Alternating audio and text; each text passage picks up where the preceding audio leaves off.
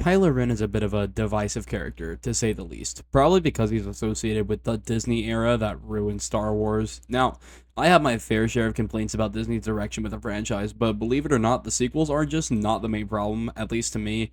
I take much more issue with properties like the Obi-Wan Kenobi show or The Mandalorian Season 3. But back to the main topic, Kylo Ren is one of a very few number of sequel trilogy characters that isn't fully and utterly assassinated by the end of The Rise of Skywalker. So here's why Kylo Ren is the best sequel trilogy character. Oh yeah, spoilers for all of the sequel trilogy if that wasn't obvious. Welcome back to the Kylo Ren channel, ladies and gentlemen, or should I say welcome to. This is my first video on the channel, and I just want to set some ground rules for how I operate on YouTube. You can skip to the time code on screen if you don't want to hear this part, but I'll make it brief. Here goes. I've always loved Star Wars and talking about the franchise. I'm a really big nerd, and my friends have gotten pretty tired of it, so I made this channel just to say really whatever comes to my mind. I have a lot of videos planned, so make sure to subscribe if you're liking my content so far. I run another channel on YouTube called Rim Rants, where I discuss Fortnite of all things, so if you're into that, there you go. Point is, in any channel that I run, I attempt to set up a community where we can have a respectful discussion about whatever subject I am talking about. Toxicity is an ever more common problem online these days, and I'm just not about that. If you're not about that either, you've come to the right place. Anyways, that's it for the yap sesh, so let's get back to the video. Kylo Ren from the very get-go is established as a very motivated, hot-headed, and hyper-focused man who hides behind this mask of evil, despite being way more human in nature than his grandfather was. And that's his goal. It stays the same until his redemption, altering slightly. He wants to be just like his grandfather. He wants to finish what Vader started. And this is a great through line, because not only is he referring to wiping out the Jedi and conquering the galaxy like a lot of things that Kylo says, this has a double meaning. He's doing his best to be a better version of Vader. He wants to be darker. He wants to be more ruthless, and most importantly, more successful. He doesn't want to be turned to the light side, even though that's where he belongs. This is why he puts on a mask, which is not only literal to hide his face, but metaphorical as it hides the immature side of him, and this side has a tendency to creep out. The thing is, the characters of Vader and Kylo are very, very similar, and I think that this is intentional on J.J. Abrams' part. They were both manipulated by an evil figure since they were in their teens, both were betrayed by their masters who tried to kill them but failed, and then they came back as a more powerful and darker version of themselves. While there is some nuance between them, the biggest difference is how they use their rage. You see, Vader is a very angry person, make no mistake. The thing is, he never lets this rage get to him. Instead, the more angry he gets, he focuses it back into the fight he's fighting, so the more powerful he becomes. This is a little off topic, but I think it's still applicable. One person said that Vader's health bar in Jedi Survivor is really just a toleration bar. Spoilers for Jedi Survivor, by the way. When Seer fights Vader, he doesn't take it super seriously. He kind of just goes through the motions until Seer actually starts kicking his butt a little. The fight gets more and more difficult as you progress, until Vader kills Seer with one swift stroke. He walks away from the fight beaten and enraged, but he focuses his energy into his later fights. This is consistent with even the Obi-Wan Kenobi show. The more fights Vader wins, the more powerful he becomes. Killing him is the only way to weaken him, and that's why Luke was so bold for throwing his weapon away and choosing to end the conflict in a non-violent manner. Now, I understand that I just used an example of something that came out after The Force Awakens, and I realize that there's no way JJ could see the future, and if he could, why didn't he warn us? But I do think that Survivor made this choice to further continue Vader's characterization as a calm and collected villain.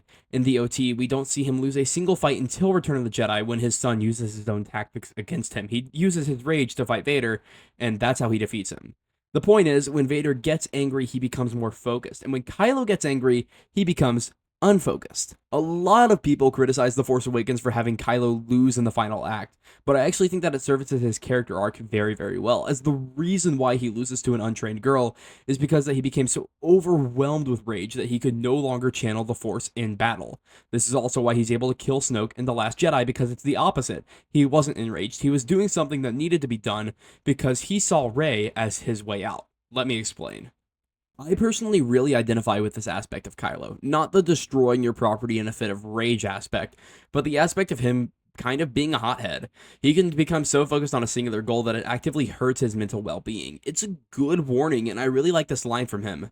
No, you're still holding on! Let go! Because not only is he talking to Rey, he's talking to himself. A concerning amount of people think let the past die is the key takeaway from this film, but it's not. That's the wrong way of thinking.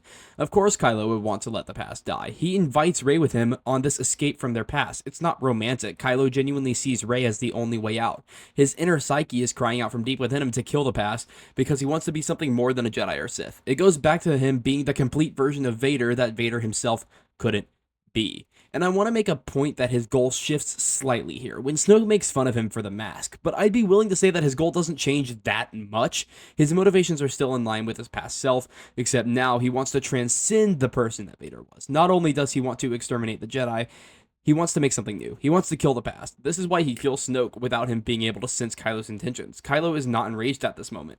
He's desperate. The thing that Snoke was relying on is no longer there. He's fighting to kill his past, and as I mentioned, he sees Rey as the way to do that. He sees Rey as the conduit, and he tries to manipulate her into joining him. But halfway through The Rise of Skywalker, Ren makes a choice. He chooses to be selfless. A lot of people criticize this scene where he talks to Han Solo within his head, even though this is a real-life psychiatric treatment. But in this scene, Ren recognizes that he's the reason for his family's suffering, and he despises his past actions. But here's the sole reason why this scene works for Kylo's character. Let's go back to The Force Awakens real quick. Bingo. You see this? I've heard this in a video essay before, but all that Kylo Ren really wants is for his family to hate him, because he knows that as long as his family loves him, he'll be vulnerable to returning to the light side. But as his father is falling to his death, he reaches out and he touches his cheek. And this is not a touch of anger, wrath, or heck, even disappointment. His father does not hate Kylo even as Kylo strikes him down, and this haunts him. So when Kylo forgives himself for killing his father, he takes the encouragement that has always been there but has been suppressed by so many years of working for abusive and perverse dark side masters. He finally gets what he wants, but not how he envisioned it. He is his own man. He isn't a slave to anybody, and he's now tasked with freeing the galaxy, not subjugating it. His selflessness is further shown when he gives his life to resurrect Rey, knowing that it would kill him. It is here that his story ends, and while I'm not going to sit here and pretend that there isn't stuff to be desired from the story, I'm not about to say that it's bad or even anywhere near the worst things to come out of this cursed trilogy.